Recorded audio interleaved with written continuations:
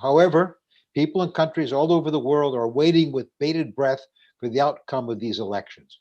We should worry because our electoral outcomes often produce very serious repercussions that can recoil and bite us back.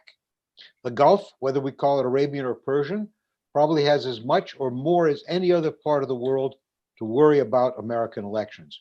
Nor can we ignore it, despite our druthers. That region still exports 40% of internationally traded oil, has tied down American troops in combat for all of this century, and hosts half a dozen flashpoints for even worse conflicts. What the next administration does in this region affects not only the people living there, but also the well-being of our own country. We've brought four smart and knowledgeable people to talk about how elections in America affect the Gulf. What would the region writ large expect a President Joe Biden to do differently than Donald Trump? Will President Trump continue as he has, or will he pivot to new policies in a second term when he is no longer running for re-election? Both seem to agree that the American people want out of the region's endless wars. But how do we expect either one of them to actually pull it off?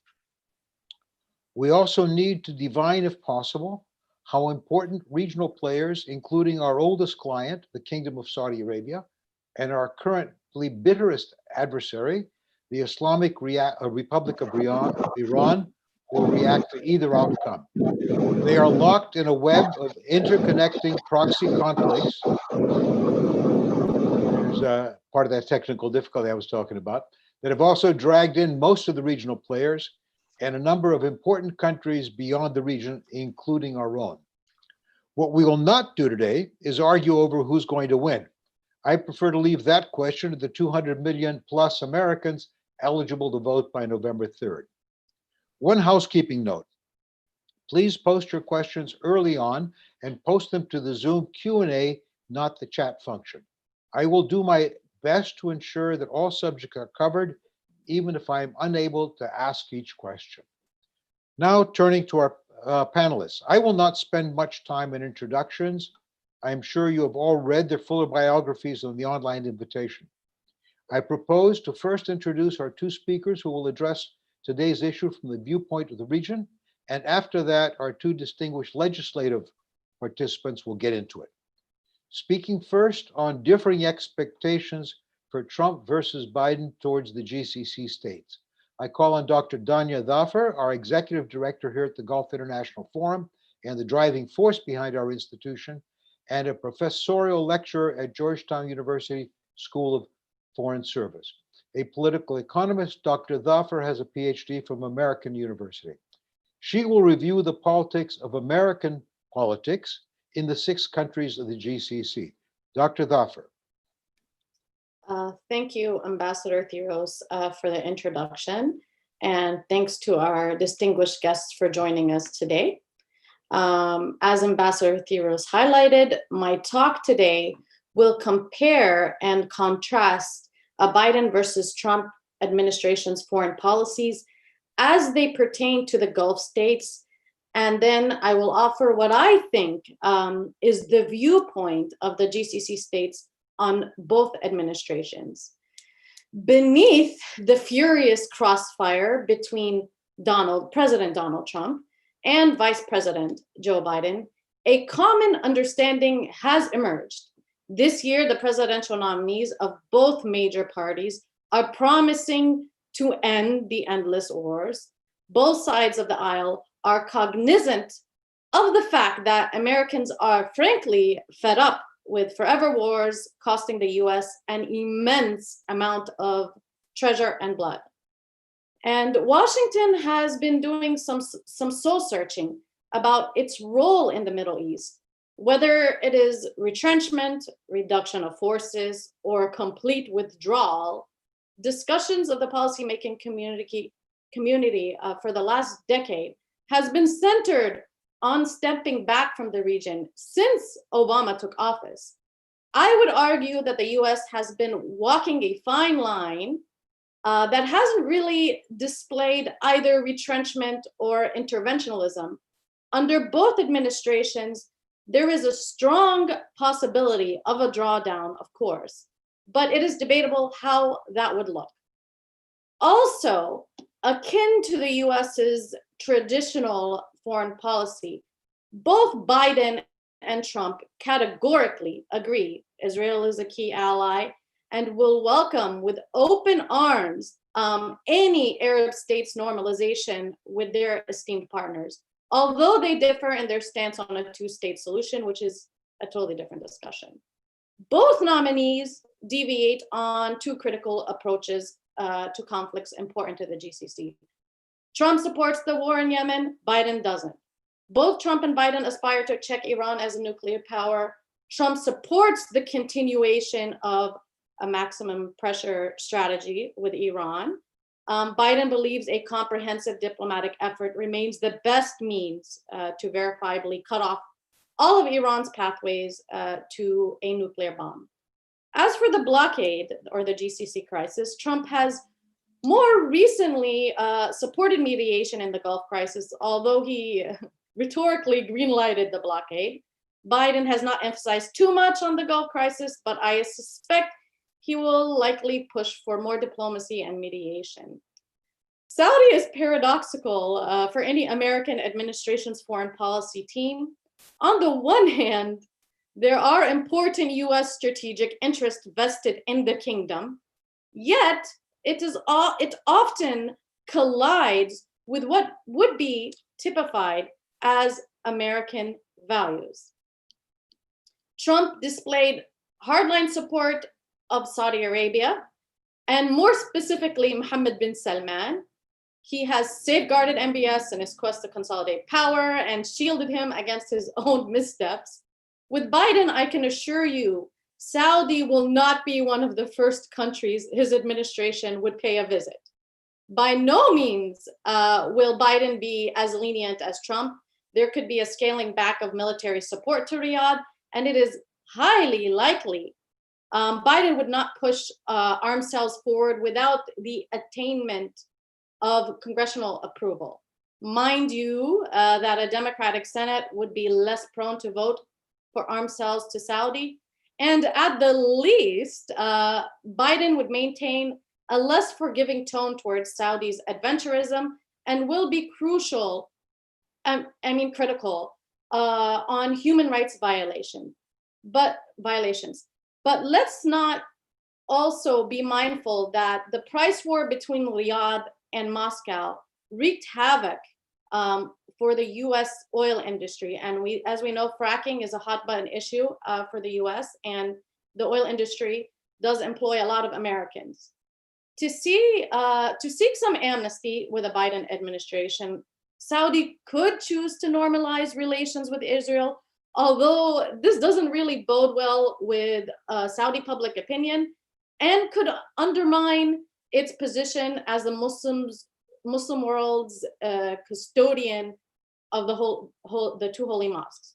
However, Saudi has been flirting with the idea. They have been displaying innuendos that are really reminiscent of the UAE's pre-normalization days. A drawdown of the Yemen war, or perhaps even ending the Gulf crisis, or releasing women activists may be viable cards on the table for Saudi to get out of the woods with the Biden administration, but that's still unclear. Overall, if Saudi had a choice, Saudi would vote for Trump, hands down. A Trump victory would empower MBS to continue his consolidation of power at home and also achieve his foreign policy ambitions with Iran and maybe to a certain degree Qatar.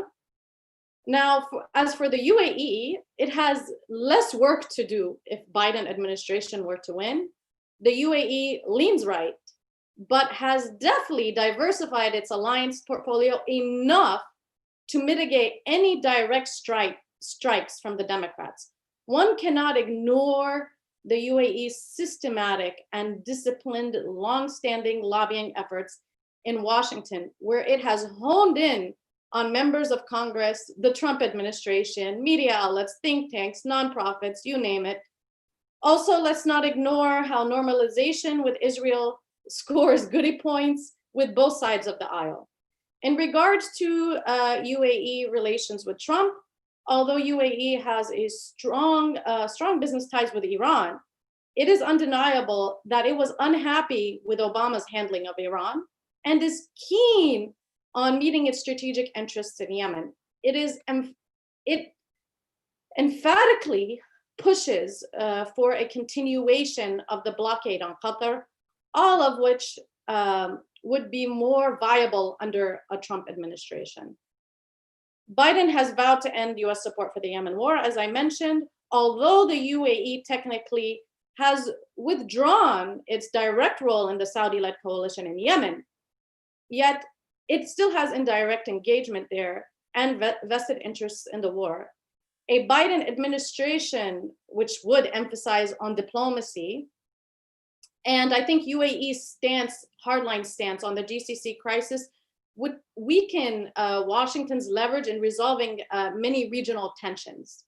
So if the UAE had a choice, they'd vote Trump. Yet UAE will manage with both the Democrats and Republicans. I don't think they would thrive as much as they have under a Trump administration.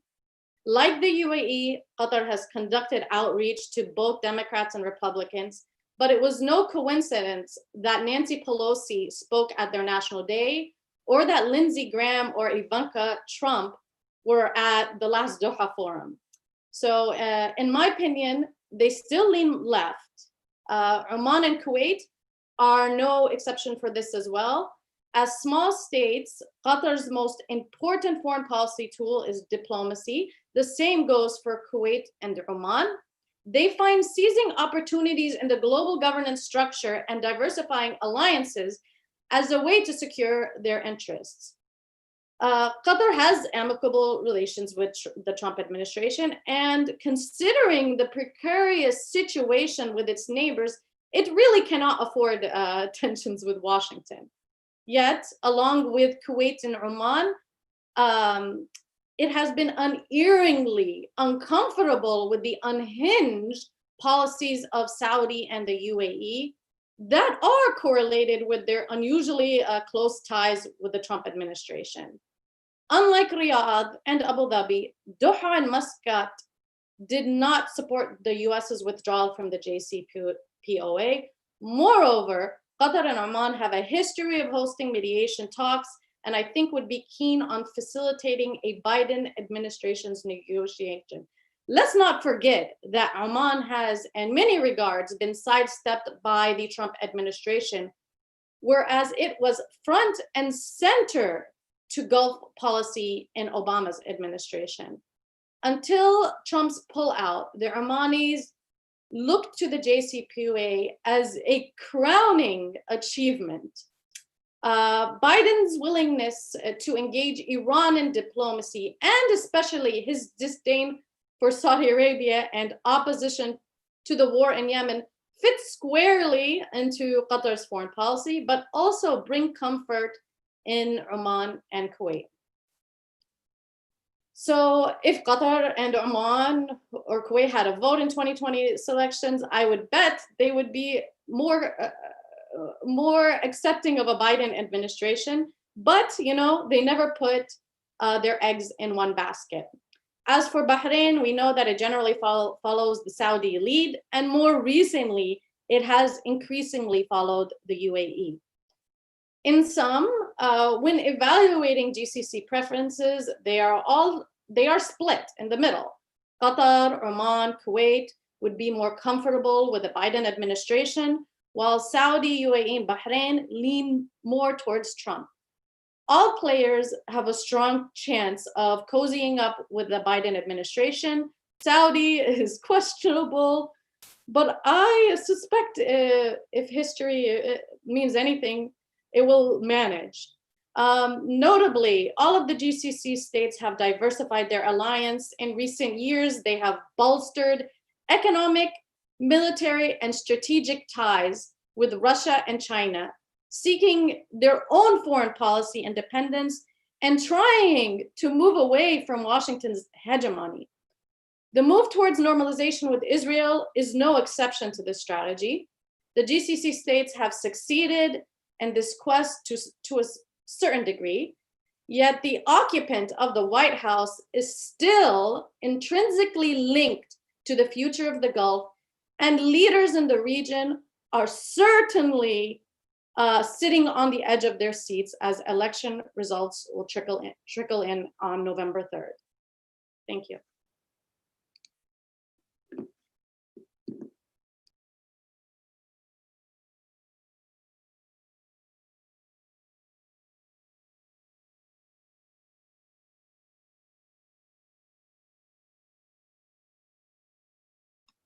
Ambassador, you're muted. You need to unmute yourself. Ooh. Thank you. I was going to All say. right, I'm the moderator and I'm messing up. All right. To reintroduce Ms. Barbara Slavin, a distinguished journalist and foreign affairs scholar, has established her credentials as one of the best informed and knowledgeable experts on the American relationship with Iran. For Ms. Slavin, what would happen to the U.S. policy toward Iran after November? Will President Trump continue the maximum pressure campaign? How might the Biden administration change course? How would Iran react in either case? Enlighten us, please. Okay, well, I have a hard act to follow. I think Dania put forth a number of really important ideas and some that I will, I guess, reiterate. I think the main thing I would say is that progress between the United States and Iran is not going to be easy, even if it's Biden. Clearly, if it's Trump, Trump brags that he could do a deal, a new and better deal with Iran in 4 weeks. Well, he's had 3.5 years and he's not produced any replacement for the Joint Comprehensive Plan of Action. In fact, we've seen an escalation of tensions between the United States and Iran. So I would have my doubts. I think if he is reelected, that we will see Iran pivot even more toward China and Russia. That we will see more efforts at sanctions busting, efforts to get around the US dollar. It's difficult for me to see Iran coming to the table, even though the country has been under obviously enormous economic pressure. Iran has its own presidential elections next year in June. And if it's Trump, I think it'll be sort of like what we saw after George W. Bush put Iran on the so-called axis of evil, after Iran helped the United States in Afghanistan, helped overthrow the Taliban. This led to the marginalization of more pragmatic elements in the country and the election in 2005 of Mahmoud Ahmadinejad, who I'm sure we all remember. So I might see a similar pattern politically in Iran. In any case, I think the Iranian political establishment is united that they will not renegotiate the JCPOA. So we know that that Biden has said, and he wrote an op-ed for CNN not too long ago, where he said that, let me get the quote right, that he would offer Iran, quote, a credible path back to diplomacy if Iran returns to strict compliance with the nuclear deal. The United States would rejoin the agreement as a starting point for follow-on negotiations. With our allies, we will work to strengthen and extend the nuclear deal's provisions while also addressing other issues of concern, unquote. So I think the key first issue would be how to get the United States and Iran back into the JCPOA, and then possibly jumpstart other diplomacy with Iran. We at the Atlantic Council are preparing some ideas. I've been working with some of my colleagues in Europe, and after the election, we're going to put out a paper that talks about ways in which Europe can help bridge the gap between the United States and Iran in advance of the inauguration of a new president in January, whether it's Biden or it's Trump. But it's pitched, I'll be honest, a little bit more toward a Biden win than it is toward a Trump win. And I think there are a number of things that the Europeans can do. In general, knowing Biden as we do, he is a believer in American leadership, but he's also a believer in multilateralism. So I think he's going to want to work first and foremost with our European allies and Russia and China. After all, it was the P5+1 that negotiated this nuclear deal. Clearly, he would consult with our allies in the Middle East, especially Israel. He would listen, I think, to the views of Arab countries. I'm sure he would be very happy to avail himself of any venues for back channel discussions offered by Kuwait or Oman or Qatar. And I think that, as has been said by Dania, I think the Saudi voice in town would clearly have some difficulty being heard. I think he's going to work toward conflict resolution in the region, supporting efforts by regional parties, but also by the United Nations, various UN envoys, certainly in getting a quick end to this hideous war in Yemen, which has served no purpose except to put one of the world's poorest countries into a situation that is even more dire and create opportunities for mischief regarding terrorism, created opportunities for Iran, once again, to extend its influence in the region. So I think he's going to be much more pitched toward diplomacy than he is toward doubling down on arms sales. That is for sure. If it's Trump, one concern that I have is that the anti-Iran front will be emboldened even more. We will see what happens between the United Arab Emirates and Israel. There's a lot of chatter already that Israel will be developing new outposts on the Persian Gulf across from Iran, in the way that Iran currently has outposts in Lebanon and Syria next to Israel. And I think the potential for military conflict could increase. It's definitely something that a lot of us are worried about if this sort of budding alliance between Israel and Iran's adversaries continues to grow. On the other hand, as Dania pointed out, the UAE has been very careful to diversify and not to pitch its normalization agreement with Israel as being opposed to Iran. And of course, the UAE still has trade with Iran. It still has a large number of Persian nationals of one sort or another living in the country, particularly in Dubai. So I think it's going to have to balance these relationships, whether it's Donald Trump or Joe Biden. How to expand on the JCPOA? Again, this is a real question. What will be the willingness in Tehran to return quickly to compliance and then to build on it? I think these are open questions. Some in Iran have been talking about compensation, economic compensation for particularly the last 2 years of very dire sanctions that the United States has put on the country. That's not something I think that would be welcome in the United States, but it's an argument that we will hear from Tehran. Again, this is where I think the Europeans can come in terms of helping to sequence a return to mutual compliance, which will be important. If the United States wants to build on the JCPOA, it's going to have to offer more incentives to Iran, not just removing some of these secondary sanctions that have been so punishing, but actually addressing the issue of primary US sanctions on Iran, including US efforts really since 2008 to keep Iran from contact with the US dollar, even through so-called U-turn transactions that go through the New York Federal Reserve. Of course, in the United States, those who are opposed to the Iranian regime, opposed to a restoration of the JCPOA, are not going to be sitting on their hands. And already we have seen some neoconservatives begin to advance the argument that the United States has developed enormous leverage over Iran because of maximum pressure, and that this leverage should not be something that is sacrificed lightly, that we should somehow try to force Iran into taking certain steps merely in exchange for a return to the JCPOA. But as I pointed out, I think Iran has other options, certainly with China and Russia. This talk of a 25-year major agreement between Iran and China, which could come to fruition if there's more maximum pressure from the United States.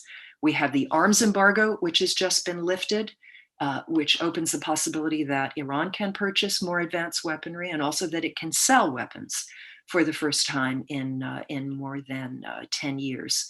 And there is the question of whether the adversaries of Iran in the region can continue to count on the United States.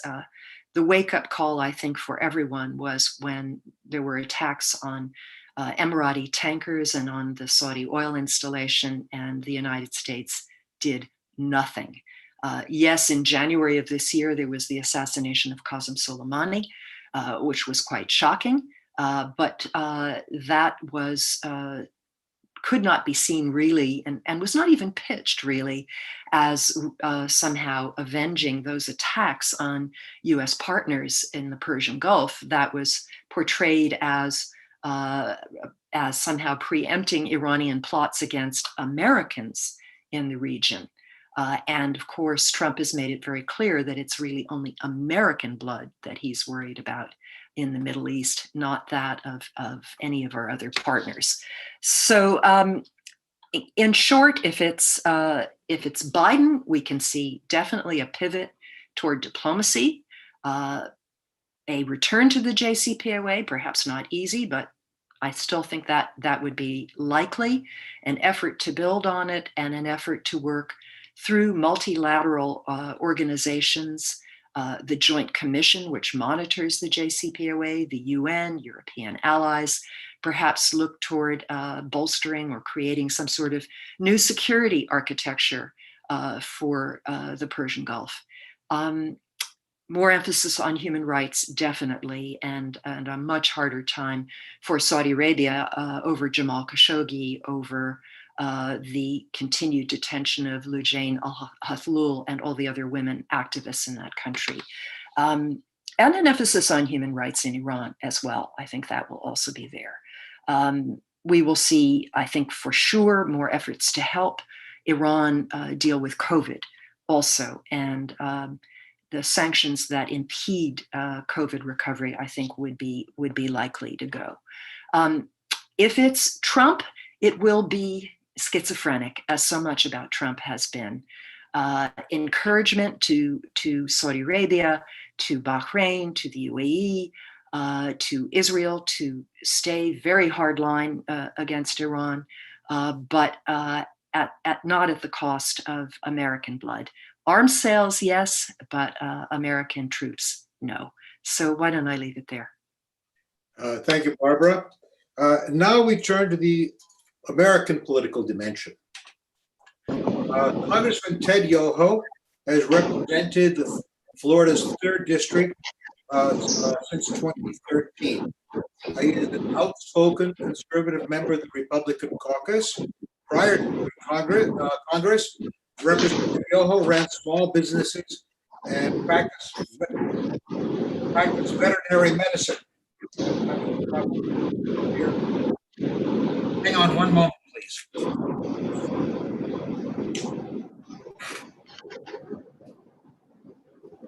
Microphone seems to have come off. Apologies. This is not a good day for me. Congressman Yoho has represented Florida's 3rd district since 2013. He is an outspoken conservative member of the Republican caucus. Prior to entering Congress, Representative Yoho ran small businesses and practiced veterinary medicine.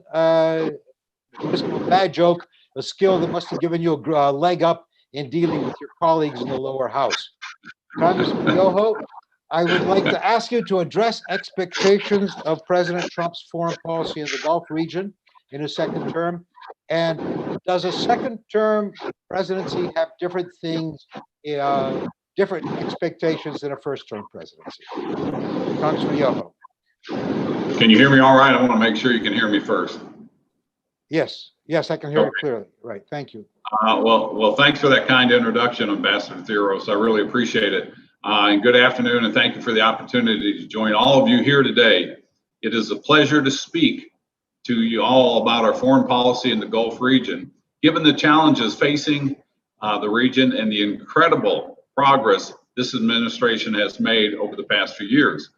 Keep in mind, coming into his first term, President Trump was saddled with immediately with 2 long and costly wars in the Middle East, with no end in sight. The region was complicated further by a resurgent Iran, a destabilized Iraq and Syria, who had extensive territory taken over by the Islamic State. Keep in mind that the Islamic State had controlled about 1/3 of the territory in the Syrian Iraq region. It was the largest they'd ever had. To establish an extremist caliphate and humanitarian crisis in Yemen, increasingly worsened by the costly proxy wars fought between Saudi Arabia and the UAE and Iran. President Trump entered office with a clear vision of untangling U.S. involvement in forever wars in the Middle East and has worked towards that goal since day one. The president had the most productive and conducive talks of any president since 9/11 with the Taliban over ending the war in Afghanistan while fighting with our allies in the Middle East to quash extremists like ISIS. The further United States relationships with Israel has experienced incredible progress over the past 4 years, especially with historic peace normalization deals made between Israel, the UAE, and Bahrain. The Abraham Accords marked the first time in decades where Israel was able to sign a peace agreement with another Arab nation, and it couldn't have happened without the negotiation and support of this administration, the State Department under Secretary Pompeo. And I want to look at the question you posed of under President Trump for a second term, which he will have, or President Biden. If we go back and look at what happened in the previous 8 years under the Obama-Biden years, we saw a situation where Iran was getting stronger. There was more chaos going on in the Middle East with Syria, the civil war going on in Syria. And then we saw the Obama administration was often referred to from leading from behind, or, you know, just strategic patience was their hashtag pretty much.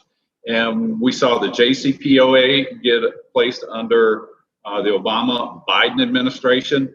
And when you look at that, there's 406 or 407 members of the House that did not support that. Even though we don't vote on it, there was a resolution whether you support it or not. 406 or 7 members, which means it was strong bipartisan, did not support that.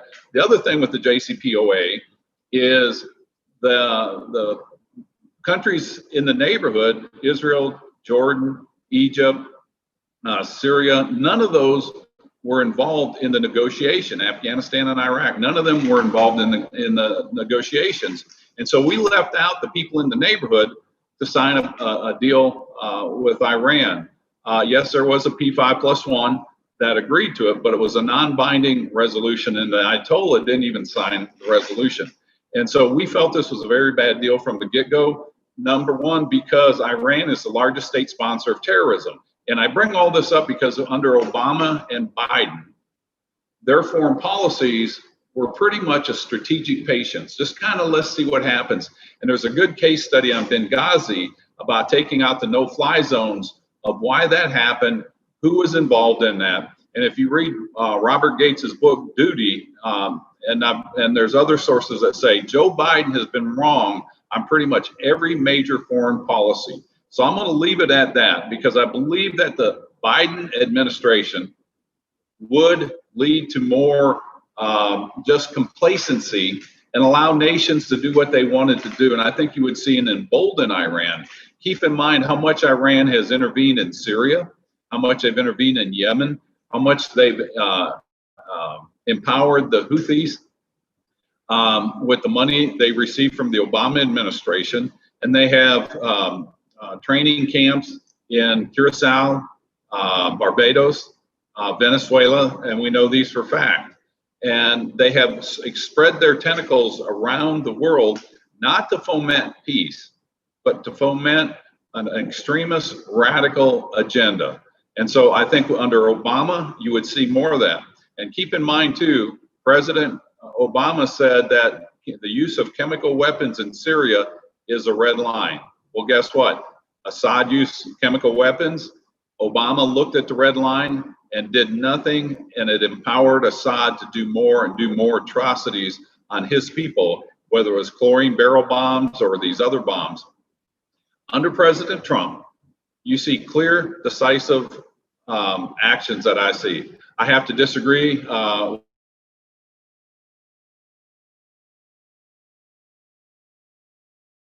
with the last speaker saying that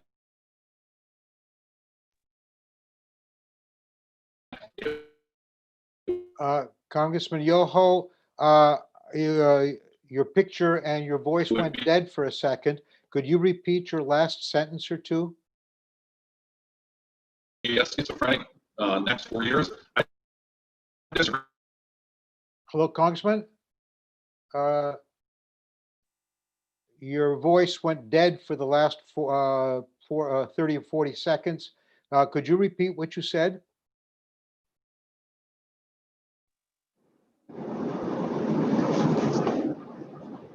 Hello?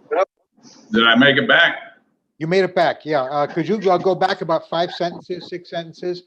Because you went dead on that. Okay. If we look at President Obama, there was a strategic patience to see what would happen if they just let things happen, and then the no-fly zone in Syria. And so we know what's going to happen under President Obama. I hope you got the part where I talked about Bob Gates' book, and other people have talked about Joe Biden's foreign policy. We did, yes. He's been wrong virtually on all of these. So I don't think that would be a good thing. So fast forward to President Trump. He's very clear at what he says. You may not like how he says it or how, you know, his antics, but I think his policies have brought clarity. I think moving the embassy in Israel to Jerusalem, I think that was something that the previous 4 or 5 administrations talked about, but they never did. President Trump was very decisive. He moved forward with that. When Assad used chemical weapons, President Trump immediately retaliated on that, and I didn't support that. But he did that and was very clear and concise. And I think you'll see more of that. Fast forward to the Abraham Accord. This is something that hasn't happened in over 3 decades, to where you have this kind of a negotiation. And I can only think that out of this will come stronger relationships between Israel, Arab states, and I think you'll see other nations. And I want to be real clear that this is not a problem between the United States, Iran, or the surrounding countries, Saudi Arabia, the UAE, Oman, Bahrain. This is a world issue that all nations should come together. It would be great if the UN had the clout to make agreements and move forward. You know, I think too many times they come in, they agree to stuff, but then partners don't adhere to that. A great example is the P5+1 on the JCPOA. You know, we felt like Iran wasn't doing their part of this like they should have been while they're fomenting terrorists. Or if you look at the UN Security Council that voted unanimously to put sanctions on North Korea, yet China and Russia, two of the larger countries in the permanent UN Security Council, they're not enforcing the sanctions. And so we need to have a coalition of nations that can come together on an agreement that is involving the regional partners, not like the JCPOA that left those out. And I'm going to end here because I think President Obama will get, or President Trump will get reelected, and I think you'll see more clarity. Keep in mind what he had to do when he first got in. You know, he had people trying to unseat him from the day he won the election to before inauguration, and then for the 3.5, 4 years after that, he's had the wolves nipping at his heels. And I think if people will just let him lead, you'll see a lot of great things done. And we've got new tools that we've passed in the last Congress, the BUILD Act that created the DFC, that is a strong foreign development tool that we're anxious to get into that region. And I think we need to work on our diplomacy a lot more than we have in the Middle East and understand the culture and bring in the regional players. And I think if we do that under a Trump administration, I think you'll see great things happening. Thank you, Congressman Yoho. Congressman Jim Moran has represented the Northern Virginia suburbs of Washington, D.C. for 2.5 decades. And in the interest of public disclosure, Jim Moran is a good friend. An equally outspoken progressive Democrat, Congressman Moran stands out among his colleagues for his knowledge of foreign policy. Congressman Moran will now offer his analysis of how he expects a President Biden to shape his foreign policy towards the Gulf region. How will he start? What will be different the most? Jim? Thank you very much, Ambassador. It's nice to be on with you. It's very nice to see Dania and Barbara again, two very strong, very intelligent women who were obviously guided by strong moral values. Ted, it's very nice to see you again. I miss seeing my colleagues. Hopefully we'll get back to some sense of normalcy after this pandemic is over. And I'm glad that we were kind of pitted against each other, two different perspectives, because my perspective, as you probably aware, Ted, is quite different than yours. But both need to be presented in any assessment of what it will mean to the various people that will be affected in the Middle East and particularly in the Gulf, depending upon whether Joe Biden or Donald Trump is elected. So with regard to President Trump, if he is reelected, it'll be a great thing for Bibi Netanyahu and Israel. And I saw a poll where over 80% of Israelis would vote for Trump if they had the opportunity. Obviously, Prime Minister Netanyahu has done everything he could to bolster Donald Trump, and actually he made major efforts to undermine President Obama and Vice President Biden. You will recall when he came to speak to the Republican caucus on the floor of the House, never got permission or even visited with President Obama. So there's obviously friction there. He's obviously hoping that President Trump will be reelected. It'll be a great thing for MBZ, as President Trump said. He saved his butt, I'll use that term, after the murder and dismemberment of Jamal Khashoggi. He stuck up for Mohammed bin Salman. It'll be a very good thing for MBZ. I think the efforts that UAE have made to help the Trump presidency and giving them a major foreign policy victory just before the election, I think that timing was not coincidental, and I think the Trump administration is very appreciative, and so you would expect that MBZ would be hoping for a Trump presidency as well. It'll be a good thing for Vladimir Putin. He's made no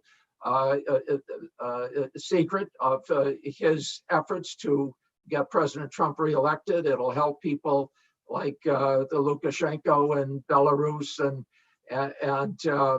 Viktor Orban in Hungary and so on, the right-wing leaders in Europe and really in Asia as well. So we know that will be the consequence.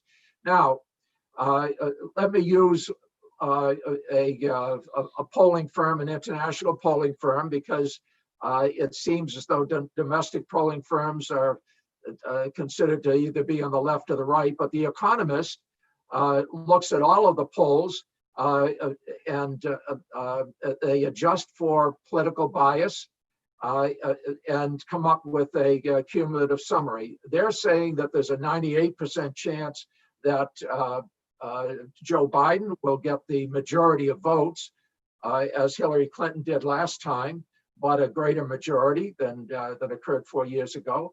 They say that there's about an 85% chance now that he will win the Electoral College, and about a 66% chance that the Senate will flip. So looking at those numbers, I think it's important that we consider what the effects of that would be on the countries that we've been discussing. I think the reverse of what we just described would be true. Joe Biden is Irish, and as I am, And I can tell you, we can oftentimes forgive, but we don't generally forget. And I think that that kind of animosity that was felt between Bibi Netanyahu and the Obama-Biden administration will not be forgotten. And so I don't think it's particularly helpful to Mr. Netanyahu. It wouldn't hurt Mr. Gantz, who might succeed Mr. Netanyahu in Israel. It's going to be bad for Saudi Arabia for a number of reasons. There's bipartisan animosity towards the fact that a U.S. resident and columnist with the Washington Post was murdered and dismembered, clearly at the instructions of MBS, because nothing like that would possibly happen unless the MBS had directed that it be done. It was his henchmen, his close people who performed that murder in the Istanbul consulate. So, and beyond that, it's been clear that Saudi Arabia's policies with regard to human rights, with regard to their continued prosecution of the war in Yemen, their involvement in any number of other foreign policy arenas is not consistent with Vice President Biden's policy agenda, and that's particularly the case with the people who are most likely to be brought in to work in the foreign policy establishment in the Biden administration. So it's bad for Saudi Arabia. And in addition to that, there are some very strong environmentalists who are in the Biden camp, who are opposed to further production of fossil fuels and want to make a major transition to clean energy. And so that even if there were not the personal animosities, I think that might factor into the relationship with Saudi Arabia. I do think there are a number of Democrats who are appreciative of the initiative that the United Arab Emirates took to normalize relations with Israel. But there are also a number of Democrats who feel that this may have been somewhat transactional. The timing could not be coincidental. It clearly was meant, in their view, to help President Trump and give him a major foreign policy victory. So I think that will be reflected in the decision making with regard to our relations with the UAE. It was clearly a judgment that had to be made, and they made it to pursue this normalization right now. It was not a peace deal. There was no war going on between the UAE and Israel. To the contrary, business people in both countries were working together, have been for better than a decade. And it was really not a deal because annexation had already been taken off the table. That was not going to happen. And so it was a calculated decision. I think it had some very positives because it normalizes and stabilizes relations between Arab countries and Israel, at least between the UAE and of course its ally Saudi Arabia, certainly. But in many ways, it was a good thing. From a political standpoint, I think it may have some downside that they will have to deal with. I think the relationship with Qatar is probably neutral. Qatar gets along with both administrations and maintains a nonpartisan approach to its involvement in American foreign policy. I do think that with regard to Iran, which we've emphasized in this discussion, it's a good thing for Iran because it was a major foreign policy achievement of the Obama-Biden administration, the JCPOA. I know there are a lot of people in the incoming Biden administration, if that is to happen, who will want to revisit that, to put that back on the table. A lot of the people in the Biden foreign policy team feel that we need to improve our relations with the European Union. The European Union obviously has maintained their role with regard to the JCPOA. And so I think that it'll be a better time for Iran, and I think you'll see more negotiations. In terms of other countries, I think Russia is going to have a much harder problem with the Biden administration. China, there will probably be an effort to bring back the Trans-Pacific Partnership so that China isn't able to maintain economic hegemony over Asia, which it has been able to do once President Trump terminated the Trans-Pacific Partnership trade agreement. I think you're going to see a pivot on the part of a lot of countries. They're going to have to pivot if there is a Biden administration, because there's going to be a dramatically different foreign policy approach. I agree with Barbara and Dania that there'll be a much greater emphasis on human rights, much less emphasis on the kind of nativism that Donald Trump has promoted proudly.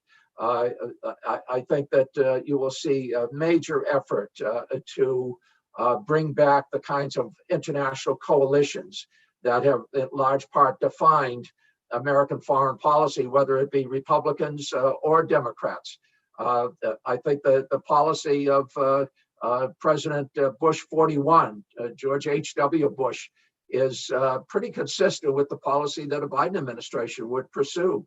It's more globalist, it's more collaboration, it's more looking for a common agreement, and looking for stability and an emphasis upon economic relationships, as long as there is an economic interdependence upon countries, there's a feeling that there's far less likelihood of any kind of military conflict. So having said that, I think we've got two dramatically different foreign policy approaches. It's going to be determined probably not on November 3rd, but sometime in the couple of weeks after November 3rd, when all the votes are counted. It does look as though there's going to be a new administration. If there is a new administration, there's a brand new policy with regard to the world outside America's borders, but particularly with regard to the Middle East and the Gulf states. With that, I'll leave it to some of the questioners to do a little Q&A here while we still got some time. Thank you very much.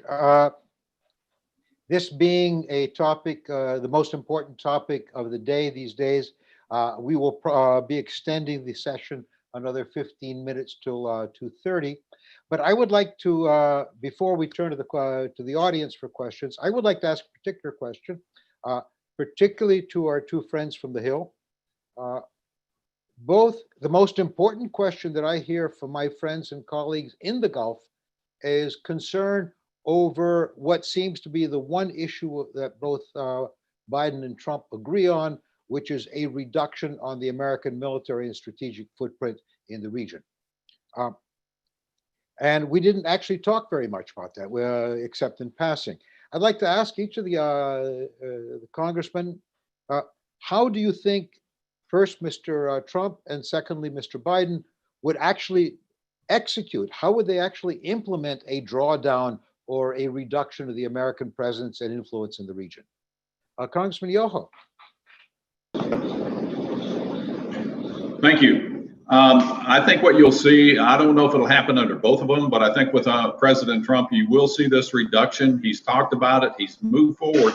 You know, the funny thing in this whole situation, Ambassador, we had a hearing, and when President Trump was going to pull out of Syria, people on the other side went absolutely crazy. We're leaving our partners and all this, and it was just politics at the highest level. When in truth, there was roughly 58 soldiers. We were going to move out of an area that we knew Erdogan was going to target and bomb that area. If we can keep politics out of this and focus on the issue that we're trying to resolve, I think we can pull out of that. And if Joe Biden wins, I hope he can work it to where we get out of the Middle East in the way we are with the footprint you were talking about. And I think something that we haven't talked about a whole lot is the people waiting in the wings to fill the void. And that would be like China, Russia. Russia's been there plenty. They're in Syria now. But I think we need to really look at a way to counter and look at the development of a country, Afghanistan or Iraq. Find out what is needed in that country so that we can put in foreign investment through, the DFC, or we can partner with other countries, or we can bring in private equity. But this is only going to be able to happen if there's stability, and that stability comes from the diplomacy that we can do. And I would love to get our people out of that area and not leave a footprint and not build another army base to where we have a permanent residence. And, whoever the next president is, it's going to be a major task, but I think it's one that can happen, especially if we go back to what I said in the beginning of bringing in the EU, bringing in these other countries, regional partners, and just build off the Abraham Accords, and let's move forward with this. So just to summarize what you said just now, you don't actually see a major withdrawal of troops from the region, but only something that's incremental and accompanied by diplomacy. Would that be a fair summary? No, I think what you'll see is President Trump in his second term. I think you'll see him really do a rather fast, escalated withdrawal in a way that leaves a good footprint. And I think that footprint would be other nations involved in that. And I think his goal, is talking to him personally and sitting there and listening to him. That's really what he wants to do. He wants to move out of that, and hopefully we can do that and not have to get involved like we have in the past. Congressman Moran, the same question related to how you think President Biden would de-escalate, would reduce the American presence. How do you think that might take place under a Biden administration? Well, thank you for the question, Ambassador. And I actually agree with Ted on this. I do think, and it's somewhat ironic, but I do think that President Trump will pull more troops out of more places around the globe, not just in the Gulf states, in the Middle East, but also Germany, which he's already begun, Korea, which he's already addressed. I think you'll see a very substantial withdrawal of American military presence throughout the globe. I think, but at the same time, you will see more arms sales, similar to the arms sales of the F-35 and the drone technology and the Growler. These are lethal weapons, really meant for war, and yet many of them will be sold by a Trump administration, just as they have been sold to countries like Saudi Arabia during the last 4 years. So there won't be any reduction on foreign military sales, but there will be a reduction on American foreign presence. I think with regard to the Biden administration, you may see the opposite. I think there are a lot of people in the Biden administration that will be reluctant to make this technology and these lethal weapons available to other countries that may have cross purposes to our foreign policy objectives. Even I mentioned the F-35 sale to the UAE. I've read articles, publicly sourced articles, that there are some serious concerns with regard to a major presence of Russians in the UAE, of Chinese people who would clearly steal that technology. We invested $400 billion in the F-35. That'd be horrible if that kind of technology was stolen by the Russians or the Chinese. I know we opposed the Turkey buying the S-400 anti-defense capability, and that threatened their NATO membership. Well, this could be more serious. So I think you'll see some real reassessment of even some of the recent proposed arms sales. But I think that you're going to see a continuation of our global presence, not just in Korea, because that's a stabilizing element between the two countries. I think you'll see a continuation of the American military presence in Europe, because there is clearly friction on the border with Russia that cannot be dismissed. And I think Germany needs that kind of American military presence. I think you'll see a continuation of our fleet being based in Bahrain, and the major air base in El Udeid, which provides security not only to the United States, but also to the entire region and promotes our values, American foreign policy values. So I think you'll see, very different policies depending upon which person is elected on November 3rd. Thank you. As a corollary to that question, if we begin to withdraw, all else being equal, how, particularly for Ms. Slavin, how do you think the Iranians would respond to that, or are there other more complicated issues here? Well, Iran has been working to get the United States out of the region for a very long time. So I think in general, they would be pleased to see the US pull back. That's what I meant when I talked about a sort of schizophrenic Trump policy, that President Trump has put all this maximum pressure, so-called, on Iran, but we've already pulled out almost half the troops that were in Iraq. And of course, are withdrawing troops from Afghanistan as well, and pursuing an agreement that would completely end the US combat presence in Afghanistan. So I think the Iranians would be quite happy about that. I personally don't think the US should withdraw all its troops from the region. I think that there should be a diplomatic surge, and that we should have an appropriate footprint as needed to combat terrorism and reassure our partners. But we should put much more energy into conflict resolution in the region. And if the US rejoins the JCPOA, I mean, let's remember that all this tension with Iran didn't exist to the extent that it does until the US withdrew unilaterally in 2018 and then slapped an oil embargo on Iran in 2019. We didn't see these rocket attacks on Americans in the Green Zone or on our soldiers until the Trump administration did that. So I think we could see a general, relaxation of tensions. Hopefully, that would allow the U.S. to continue to gradually pull back, but not entirely quit the region.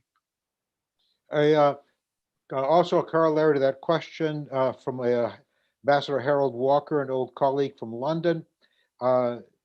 If a Biden administration did seek to revive the JCPOA, how would they go about presenting this first to the GCC states and then to Iran?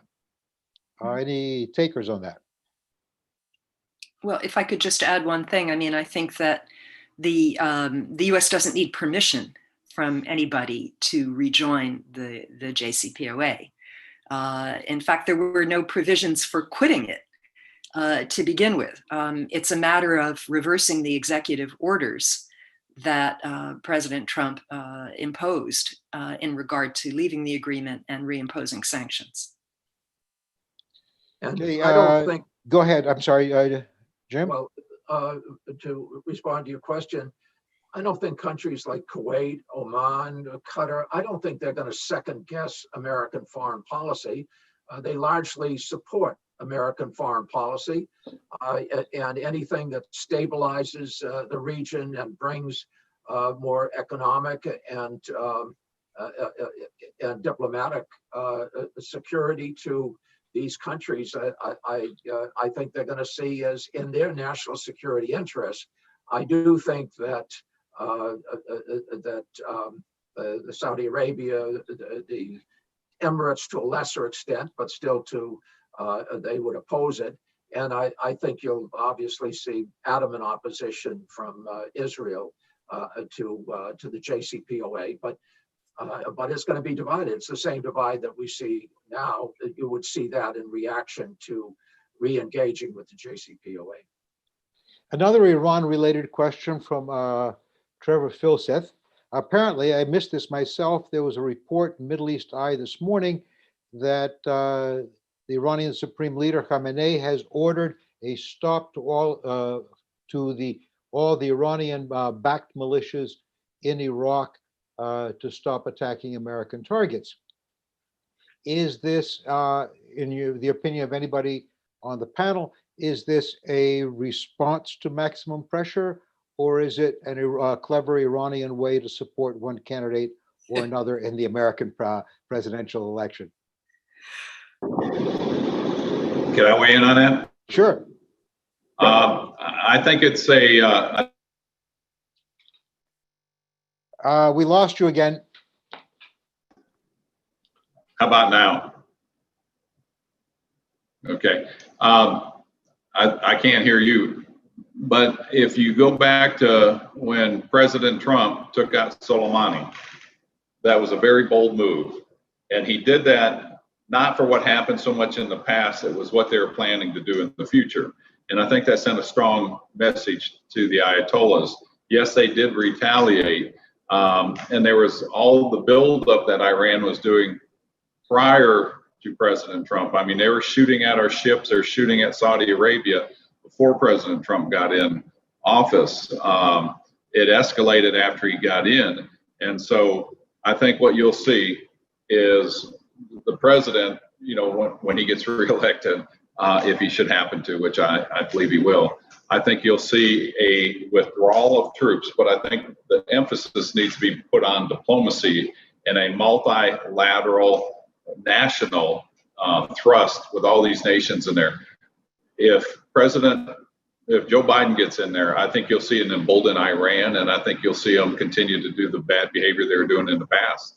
I hope that answered that. Anybody else want to pitch in? Yeah, just this report of telling the militias to stand down is not new. That's been circulating for a couple of weeks. And look, the U.S. is withdrawing from Iraq. It's already removed, what, 2,000 troops? So, you know, the Iranians are getting what they wanted. And there's no reason for them to continue these attacks right now. And I agree with Barbara for what it's worth. I think that's all that it amounts to. It's the right thing to do. I don't think we need to speculate on the motivations other than laying out the facts on the ground as Barbara did. Can we go to a slightly different subject? Yesterday, we had an extremely interesting session on the economics of the region, and one of our speakers spoke at length on the oil price volatility and how is it affecting the different countries. As we all know, the social compact, the social political compact that runs through most of the GCC depends on a great deal of money being spent on the population in return for the population accepting relatively autarkic rule. If prices so erode, especially in Saudi Arabia, how will what will be American policy, and how will the next president react? I'd like to start with the ladies, if we could now. Dania. Yes, well, if prices will fall further in the GCC, obviously you will find more instability in the region. And I think that you will see a change in policy. Instead of using carrots, they will use sticks to deal with any sort of unrest within those countries. Now, if you look at Biden's stance, I think he has taken a more leftist stance than he has in the past in reference to dealing with human rights issues and foreign policy. As you know, under Obama's administration, there was a support, I think, of the Yemen war, and I think there was a trust deficit that occurred with his response to the Arab Spring. I think Biden would handle it a little differently this time around, considering that even the dialogue about US foreign policy has shifted, and human rights has kind of been emphasized on more by the Democratic Party. Go ahead. Anybody else? Energy producers have been largely more supportive of President Trump than of Vice President Biden. President Trump has to come through for them, and that's why he was as concerned as he was when MBS and Putin caused a dramatic drop in oil prices. But if there is a dramatic drop in oil prices, it hurts Saudi Arabia, it hurts Russia, it hurts Venezuela, it helps developing countries. I think that you would see far less concern on the part of the Biden administration than you did on the part of the Trump administration. Another question from the audience, if I could take it. Is the dispute between Qatar and its neighbors important? How far up in the priorities of either president is settling the dispute, the intra-GCC dispute? Do you want me to take a crack at that? Sure, yeah. Al Udeid Air Base is very important to America's national and international security. And so anything that jeopardizes the security of that base is not tolerable. But at this point, the blockade has failed. Qatar is more resilient. They can afford to be far more independent, which frankly, their foreign policy has been very independent, particularly of late, compared to Saudi Arabia's and the UAE's ambitions. And so if the blockade is of less consequence to Qatar than it was 5 years ago, I think it's of less consequence to the Biden administration. I think the Biden administration is going to be more interested in cooperating with Qatar on Libya with regard to securing the more inclusive government of national accord, cooperating with them, trying to keep peace between the Israelis and Palestinians, cooperating with them and trying to figure out some kind of a greater stability with regard to our relationship with Iran. So they're going to work with Qatar directly, and I don't think they feel the need for a Gulf Cooperation Council as much as as was the case 5 years ago. It's really, as far as I can see, it's up to the Saudis and Emiratis whether they want to work with the Qataris. I think the Qataris have proven they're far less dependent on their neighbors than they were 5 years ago. Anyone else on that one? I have a few Sure. things to say. Yes, I do agree with that. Although I do think that dealing with many of the regional issues across the Middle East, it's important to kind of have some of the Gulf states on the same page, as they have played more of an active role across the region. But I also think that, you know, although there was always a GCC unit, the relations between the US and the GCC states have really been bilateral more than multilateral. And, you know, I mean, the US has been trying to establish this framework, the MISA framework, or what, if you will, would call a NATO, Arab NATO. And that has consistently been an elusive quest under many administrations. So I don't know if the GCC as a front has really been as important as many would say it was. But I do think it's important for addressing many of the regional conflicts. Another question. Yesterday's discussion opened a topic that they didn't follow very much, but which would be of great importance to the United States in either administration. Turkey has been at odds, almost on the verge of a shooting war with some of the countries in the Gulf.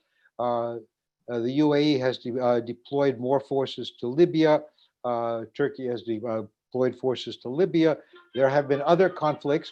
And one of the thoughts that were raised, one concept that was raised, was that events in the Gulf are pitting Iran's two principal enemies, the UAE and Qatar, along with Israel, against Turkey as well. Is there a danger, and how would an administration react to a situation where Turkey and Iran are pushed into a closer alliance? Again, anybody on this one, raise a hand. Well, Jim? Ambassador, if Iran and Turkey were to get together, it would be checkmate against the Arab country. That's the real serious threat. If I were MBS and MBZ, that's what I'd be most concerned about. And I doubt that China would want to take sides on that. Turkey and Iran, any kind of a coalition there is far more powerful than anything that the Saudis and Emiratis and you name it, even Egypt could deal with. I don't going to happen anytime soon because they're in conflict in Syria, they're in conflict in a number of other places. But boy, if Erdogan and the Iranian government, I'm not sure who really is the government right now, but certainly the mullahs and the military, if they were to have any kind of coalition with Turkey, that would be extraordinarily serious vis-a-vis the Arab countries. I don't think it'll happen. If it did, then they're certainly going to try to put together an Arab NATO, as Dania just referred to. But it's not on the verge of happening right now. I think the Biden administration, would assess what the consequences were. The Biden administration would probably want to be a mediator and to avoid any kind of that type of conflict. Congressman Yoho? Yeah, I agree with Jim a lot on that. I think you're right on, Jim, and I appreciate your comments on that. That would be a scary thought that those two came together. When you look at the situation in Syria, it would be great diplomacy if they came together. I mean, that would be an amazing feat. When you look at what's going on in Syria, you have, Russia, Iran, you have Assad, you have Turkey. All these players are in there and they're fighting for different reasons. They're not all in agreement on what they're trying to accomplish. And so for Iran and Turkey to come together to form a coalition, it almost drives that point home. The enemy of my enemy is my friend. And it would have a very strong footprint in there. And I would venture to say that people like the Saudi Arabia, they've talked about getting nuclear weapons. I would hate to see a nuclear arms race develop over there if two nations like that came together, and let's hope they don't. Right. Interestingly enough, if something like that were seen to be developing, I think it's probably Qatar that the U.S. would look to try to mediate and moderate that type of a situation, because it certainly wouldn't be KSA or UAE. It would be a country that doesn't have the kind of animus that has developed between Iran and Turkey. So Qatar would play a major role along with the United States in trying to prevent that kind of a major conflict. Thank you very much. Actually, I get the last word. I want to thank everyone who participated today. I wish we could have gone on another half hour or so, but I know that goes beyond the bounds of reason.